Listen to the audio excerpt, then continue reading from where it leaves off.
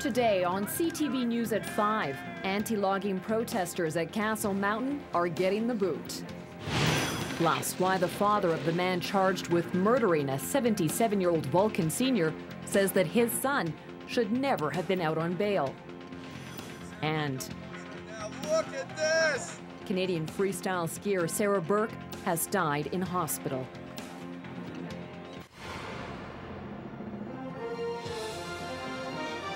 CTV News with Jackie Scantlebury.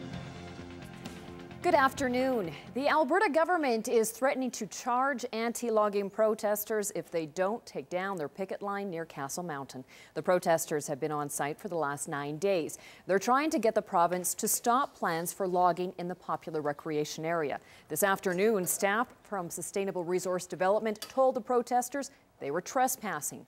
The notice of development says anyone without permission is violating the Public Lands Act and must leave the area.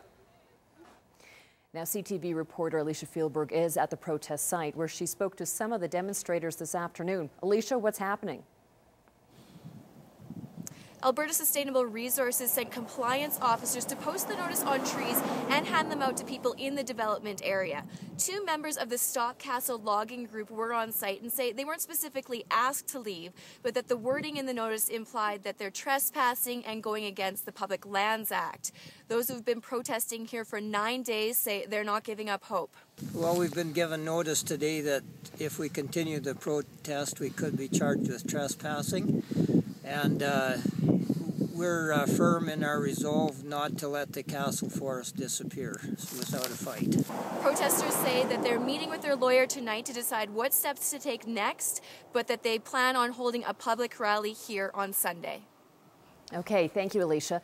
The protesters say even if they are forced to leave the site, they will continue to fight the logging plans that they maintain. Recent public opinion polls show more than 75% of Southern Albertans are opposed to logging rights in the area west of Pincher Creek. And a controversial power plant project in Brooks will not go ahead as planned. GTE President and CEO Ian Rogers announced at a public meeting earlier this week that the company has elected not to go ahead on a proposed biogas production plant using manure. Rogers says he could tell that there was a growing discontent with the plan, and the company is now searching for other uses for their property, including the possible development of a solar farm. I don't know that it would be a big surprise to a lot of the constituents of Brooks, because you can really feel that they did not want it to happen.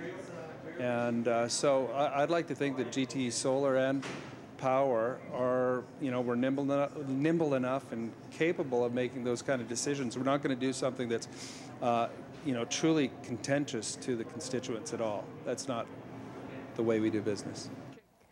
As a private company, GTE would sell power into the Alberta power grid. A proposed 15-megawatt solar farm would support up to 6,000 or 7,000 homes.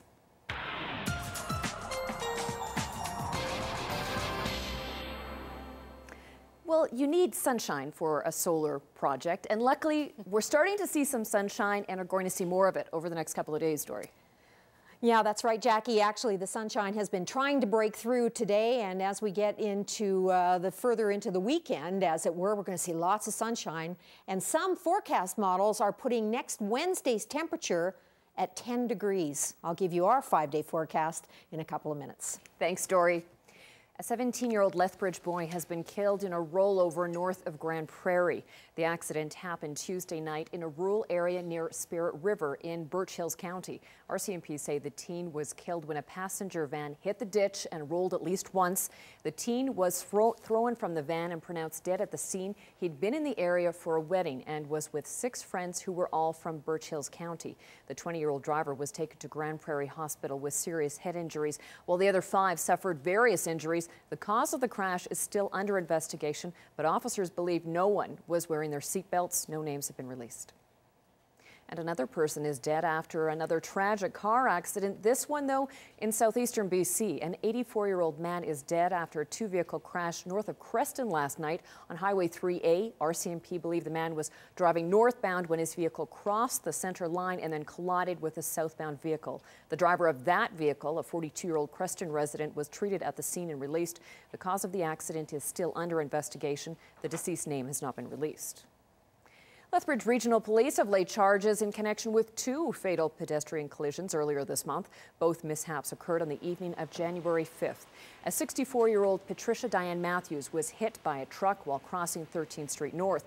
73-year-old Clinton Shambrook is to appear in court February 29th on a charge of failing to yield to a pedestrian in a crosswalk. And police have also charged a 40-year-old man after a pedestrian was hit and killed while crossing an intersection at St. Edward Boulevard and St. David Road in North Lethbridge. The pedestrian, 57-year-old Marilyn Pratt, died at the scene. 40-year-old David Puzzi of Colehurst is scheduled to appear in court February 23rd on a charge of failing to yield to a pedestrian in a crosswalk. For the first time, we're hearing from the family of accused killer Tim Engel. His father, Jerry Engel, spoke exclusively to CTV News. He's offering his sympathy to the family of Otto Bunty Luce, but he's also lashing out at the justice system. We've learned 77-year-old Luce met Engel in jail when Luce was briefly locked up for a dispute with his neighbor. Now, Engel is charged with first-degree murder, accused of kidnapping Luce, trying to get money from his bank accounts, then killing him. At the time of the alleged murder, Engel was under house arrest, facing unrelated charges. Luce's family has criticized the justice system for setting Engel free. And now Engel's own father says his son should never have been out of bail. So why was he out? And I feel very strongly about that. Somewhere along the line, our justice system is failing somebody. A perfect example is Tim. He slipped through the cracks. Why? Now, as we mentioned, Bunty Luce's family is also angry that Engel was not in jail. Bridget Brown spoke with Luce's daughter yesterday. That was definitely a picture of Dad. I mean, he liked to have fun. A laughing Bunty Luce. That's how Kim and Lavonda Justinic will remember him. Everybody knew him for his laugh. He was a very social man. He liked sitting and visiting with people and having a couple drinks and just having a good time. He really did.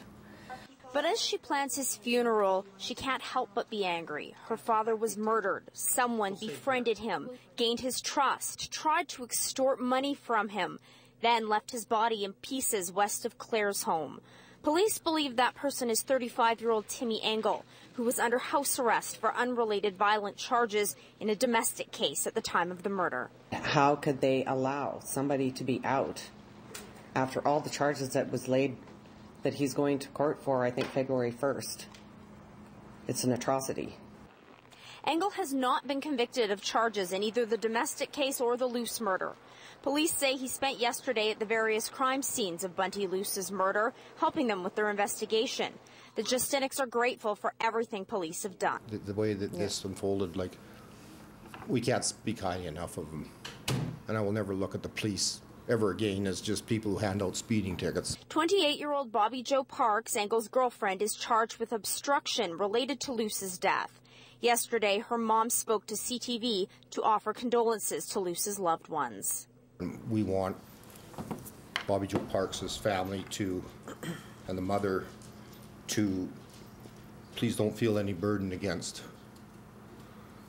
You know, I'm sure she's carrying a lot of weight, and our condolences go out to her too. Despite everything that's happened, the Justinics say they still feel safe. And I don't feel people should feel that they're no longer safe in these small towns. That's not true. There's predators out there. Bridget Brown, CTV News, Vulcan. Engel will make his first court appearance next week, and Parks will appear next week as well. The family of a former Lethbridge man is now offering a reward to help find him. Matthew Huzar grew up in Lethbridge but had recently been living and working in Vancouver. He vanished after a staff Christmas party in December. Huzar was last seen outside a Gastown pub, and since then family, friends and police have searched for clues to his disappearance without success. There's been no evidence a crime was committed, no evidence of suicide, no evidence that he disappeared voluntarily, basically no evidence of anything. We're very frustrated and frightened by the lack of any information whatsoever. Today we'd like to make public a reward of $10,000, which we are offering for information as to Matt's whereabouts. Police say they need new leads to help move the investigation forward. A 43-year-old Cranbrook man is facing charges related to child pornography. On Monday, police seized various computer components containing more than 3,000 images and videos depicting child porn. It happened at a residence within city limits. The man has been charged with possession and distribution of child pornography.